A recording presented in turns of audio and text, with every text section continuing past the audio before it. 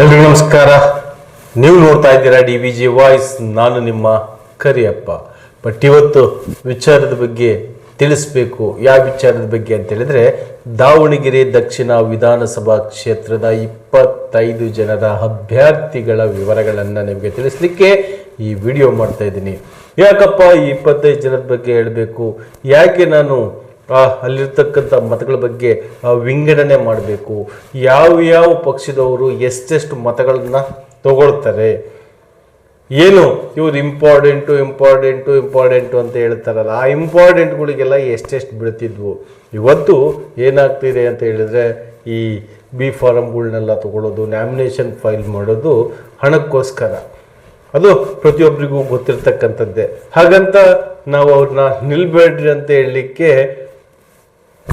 ಯಾವುದೇ ರೀತಿಯ ಹಕ್ಕು ಇಲ್ಲ. ಪ್ರಜಾಪ್ರಭುತ್ವದಲ್ಲಿ ಪ್ರತಿಯೊಬ್ಬರು ನಿಂತ್ಕೋಬೇಕು.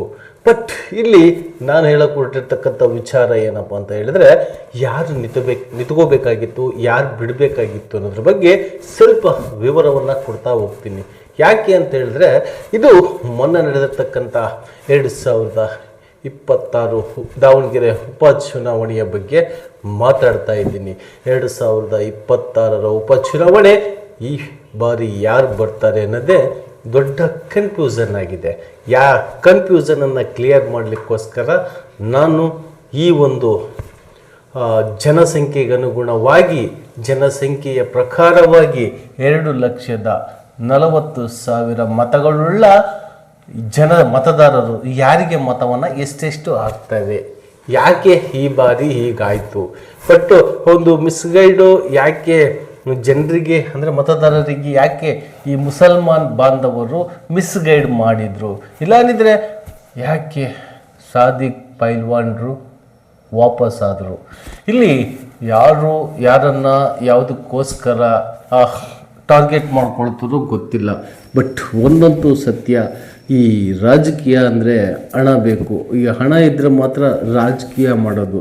ಅದಕ್ಕೆ ಒಂದು ಸೈಡ್ ಉಪೇಂದ್ರ ಅವರು ಹೇಳ್ತಾರೆ, ಪ್ರಜಾಕೀಯಕ್ಕೆ ಬನ್ನಿ ಅಂತ. ಈಗಿನ ಪ್ರಜೆಗಳಿಗೆ ಪೂರ್ತಿ ಅರ್ಥ ಆಗೋವರೆಗೂ ಯಾವ ಪ್ರಜೆಗಳಿಗೂ ಅದು ಅರ್ಥ ಆಗೋದಿಲ್ಲ. ಆಯಿತು, ಈ ರಾಜಕೀಯದ ಬಗ್ಗೆನೇ ಮಾತಾಡ್ಬಿಡೋಣ, ಓಕೆನಾ.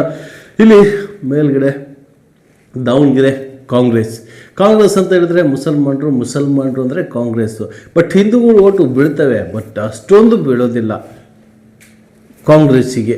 ನೆಕ್ಸ್ಟ್ ಬರೋದು ಬಿ ಜೆ ಪಿ ಅಂತ ಹೇಳಿದ್ರೆ ಹಿಂದೂಗಳ ಓಟು. ಹಿಂದೂಗಳು ಅಂದರೆ ಬಿ ಜೆ ಪಿ ಅಂದರೆ ಹಿಂದೂಗಳು. ಬಟ್ ಇವೆರಡೂ ರಾಷ್ಟ್ರೀಯ ಪಕ್ಷಗಳೇ. ನೋಡಿ ಎಷ್ಟು ಕನ್ಫ್ಯೂಷನ್ ಇದ್ದಾವೆ ಅಂತ ಹೇಳಿದ್ರೆ, ಜನರನ್ನು ದಡ್ರು ಮಾಡೋದಕ್ಕೆ ಇಷ್ಟು ಸಾಕಲ್ವಾ. ನಾನು ಹಿಂದೂ ಅಂತೀನಿ, ನೀನು ಮುಸಲ್ಮಾನನ್ನು ನಾನು ಹಿಂದೂ ಅಂತೀನಿ ಅಂತಾರಲ್ಲ. ಈ ನಮ್ಮನೆಯಾಗಿ ಈ ರಾಜಕಾರಣಿಗಳು ನಮ್ಮನ್ನು ಇಷ್ಟು ವರ್ಷಗಳಿಂದ ಆಟ ಆಡಿಸ್ಕೊಳ್ತಾ ಬಂದಿದ್ದಾವೆ. ಅದರಲ್ಲಿ ಈಗ AAP, KRS, ಪ್ರಜಾಕೀಯ, ಹೀಗೆ ಹಲವಾರು ಪಕ್ಷಗಳು ಬರಬೇಕು, ಇನ್ನೂ ಹೆಚ್ಚಿಗೆ ಆಗಬೇಕು.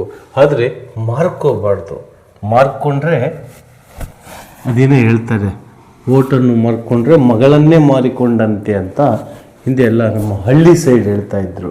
ಈಗ ಅಭ್ಯರ್ಥಿನೇ ಮಾರ್ಕೊಳ್ತಾ ಇದ್ದಾನೆ, ಅವ್ರಿಗೇನನ್ನು ಬೇಕು. ಯಾವಾಗ ಮೀಸೆ ತಿರುವಿ ತೊಡೆ ತಟ್ಟಿದ್ರು ಅಲ್ಲಿಗೆ ಮುಗೀತು ಪೈಲ್ವಾನ್ರ ಕತೆ ಅಂತಾರಲ್ಲ, ಹಾಗೆ ಮಾಡಿಟ್ಬಿಟ್ರು. ಆಯಿತು, ಅವರವರ ವೈಯಕ್ತಿಕ ಅಲ್ವಾ, ಹಾಗಂತ ಜಾಸ್ತಿ ಮಾತಾಡಿದರೆ ಕಂಟಿನ್ಯೂ ಆಗುತ್ತೆ. ಬಟ್ ಇಲ್ಲೇ ನಾನು ಹೇಳಿಕೊಟ್ಟಿರ್ತಕ್ಕಂಥ ವಿಚಾರ, ಕಾಂಗ್ರೆಸ್ ಈ ಬಾರಿ ಏನಾಗುತ್ತೆ, ಖಂಡಿತ ಕಾಂಗ್ರೆಸ್ಗೆ ಈ ಬಾರಿ ಬಹಳ ಟಫ್ ಇದೆ. ಯಾಕೆ ಅಂತ ಹೇಳಿದ್ರೆ, ಇವ್ರಿಗೆ ಬರ್ತಿರ್ತಕ್ಕಂಥ ಮುಸಲ್ಮಾನರ ಓಟಲ್ಲಿ ಎಲ್ಲ ಛಿದ್ರವಾಗಿದೆ. ಹಾಗಾಗಿ ಕಾಂಗ್ರೆಸ್ ಈ ಬಾರಿ ಭಾರಿ ಹಿನ್ನಡೆ ಏನು ಹೋಗೋದಿಲ್ಲ. ಕೇವಲ 2,000-3,000 ಮತಗಳಿಂದ ಸೋಲು ಅನುಭವಿಸುವ ಸೂಕ್ಷ್ಮ ಕಾಣಿಸ್ತಾ ಇದೆ.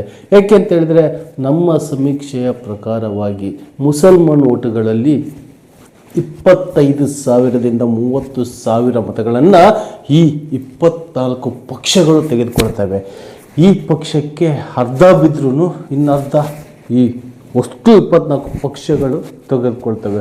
ಅದರಲ್ಲೂ ಈ ಬಾರಿ BJPಗೆ ವಾಲಂಟರಿಯಾಗಿ ಓಟ್ ಹಾಕುವಂಥ ವ್ಯಕ್ತಿಗಳು ಅಂದರೆ BJPಗೆ ಅಂತಲ್ಲ, ದಾಸ್ ಕರಿಯಪ್ಪ ಶ್ರೀನಿವಾಸ್ ಅವರಿಗೆ ಈ ಒಂದು ಓಟ್ ಬೀಳ್ತವೆ.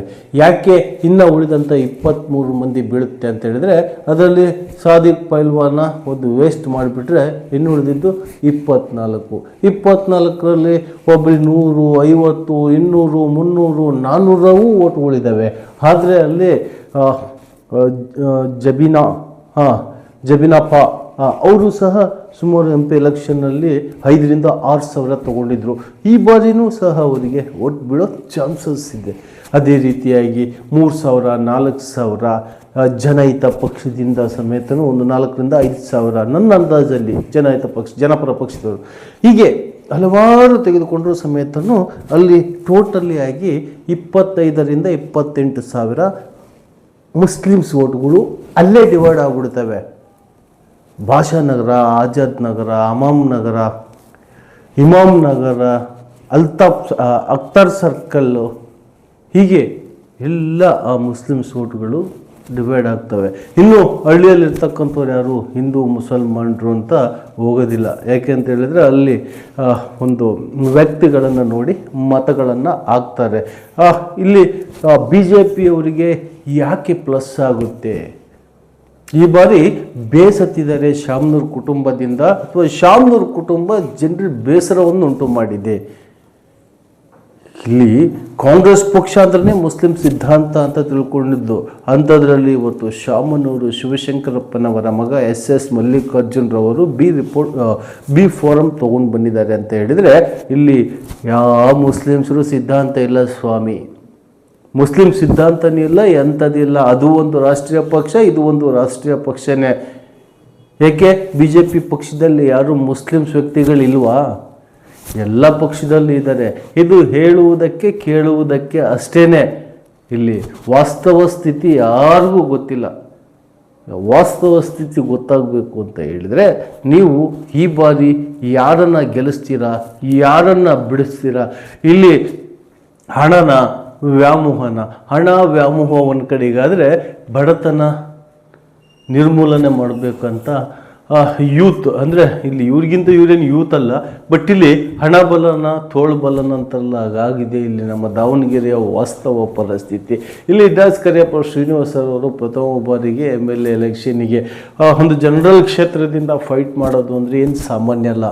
ಆದರೆ ಎಲ್ಲದಕ್ಕೂ ಸಿದ್ಧವಾಗೇ ನಿಂತಿದ್ದಾರೆ. But is A beautiful person ಅಂತ ಹೇಳಿದ್ರು ತಪ್ಪಾಗಲಾರ್ದು. ಎಲ್ಲರಿಗೂ ಸ್ಪಂದಿಸುವಂಥ ಗುಣ ದಾಸ್ ಕರಿಯಪ್ಪ ಶ್ರೀನಿವಾಸ್ ಅವರಲ್ಲಿದೆ. ಇಲ್ಲಿ ಈ ವ್ಯಕ್ತಿ ಸಮಾಜದ ಬದಲಾವಣೆಗೋಸ್ಕರ ಬೇರೆ ಬೇರೆ ಕಂಟ್ರಿಯಲ್ಲಿ ನಾನು ಎಜುಕೇಷನ್ ಮಾಡಿ ಬಂದೀನಿ.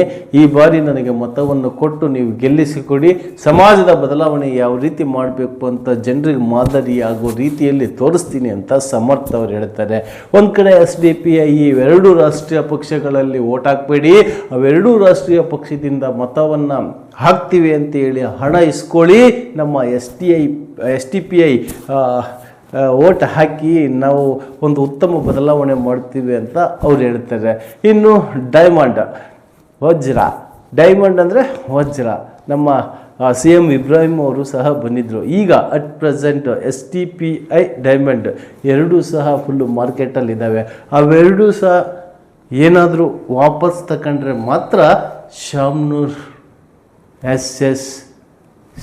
SSM ಸಮರ್ಥ ಅವರು ಗೆಲ್ಲುವ ಚಾನ್ಸಸ್ ಇದೆ ಅಂತ ಹೇಳ್ತಾ, ಇವತ್ತು ಯಾರೇ ಒಬ್ಬ ವ್ಯಕ್ತಿ ದಾವಣಗೆರೆ ದಕ್ಷಿಣ ವಿಧಾನಸಭಾ ಕ್ಷೇತ್ರದಿಂದ ಗೆಲ್ತಾರೆ ಅಂತ ಹೇಳಿದರೂ ಸಮೇತನು 2,000 to 3,000 ಅಥವಾ 3,000 to 5,000 ಒಳಗಡೆ ಗೆಲ್ತಾರೆ. ಇನ್ನೂ 2 ದಿನ 3 ದಿನ ಬಾಕಿ ಇದೆ. ಆ ಬಾಕಿಯ ದಿನಗಳಲ್ಲಿ ನೀವು ಮಾಡಿರ್ತಕ್ಕಂಥ ಕೆಲವು ಸಣ್ಣ ತಪ್ಪುಗಳನ್ನು ತಿದ್ದುಕೊಳ್ಳಿ ಅಂತ ಹೇಳ್ತಾ ಈ ಒಂದು ಜನರಿಗಾಗಿ ವಿಡಿಯೋವನ್ನು ಮಾಡಿರೋದಕ್ಕೆ ಎಲ್ರಿಗೂ ಸಹ ತುಂಬ ಹೃದಯದ ಧನ್ಯವಾದಗಳು. ಇದು ನಿಮ್ಮದೇ ಧ್ವನಿ, ನಿಮ್ಮದೇ ಶಕ್ತಿ, ಎಂದೆಂದಿಗೂ ನಿಮ್ಮೊಂದಿಗೆ.